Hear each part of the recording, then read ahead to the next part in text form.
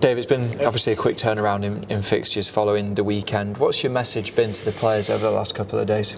Listen, I think the quick turnaround's a good thing. We've not got any time to feel sorry for ourselves. I know, unfortunately, this is going to sound pretty repetitive because of the situation we find ourselves in, but there's no time to feel sorry for ourselves at all.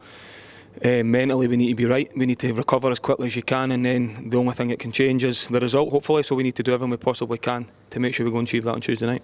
Yeah, there's been a lot made over the last few weeks, specifically about individual errors, specific individuals in terms of their mistakes as well. As a group and a collective, when you're down at HTC, how do you block out or try and block out that noise? Listen, I think when you look at the individual errors, it's very difficult.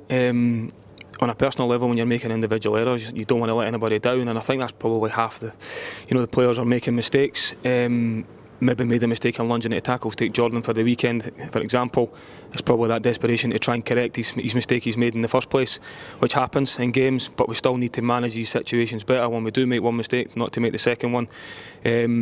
But I think the biggest thing and the message to the players is, through this difficult time, is that you work harder in the areas in which you've been letting ourselves down. The noise isn't going to go away without results and performances improving. So it's the challenge to set to the players and myself to make sure tactically they'll be ready. We always make sure they are.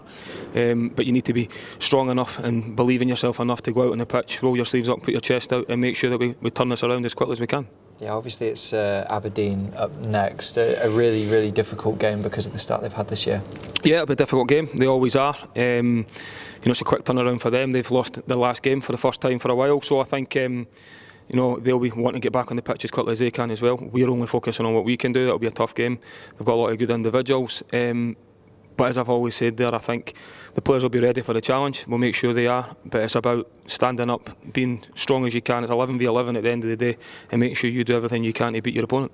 Just finally, I wanted to ask you about Marvin Prothero. Obviously, he wasn't available at the weekend because of his injury. Can you just shed some more light on that? Yeah, unfortunately, he picked up a thigh strain in training during the back end of last week. It was so close to the game that I wasn't going to divulge that sort of information, obviously. But and unfortunately, it's going to be quite a severe one. He'll be out for a number of weeks, which is a real blow for him. After probably a difficult start for him at times, I thought he's really came into it. He's really settled, and defensively, he's been really good for us. So that's a real blow for him on an individual basis. But we'll hope him a speedy recovery. Yeah, absolutely. Thank you for speaking to us. Thank you.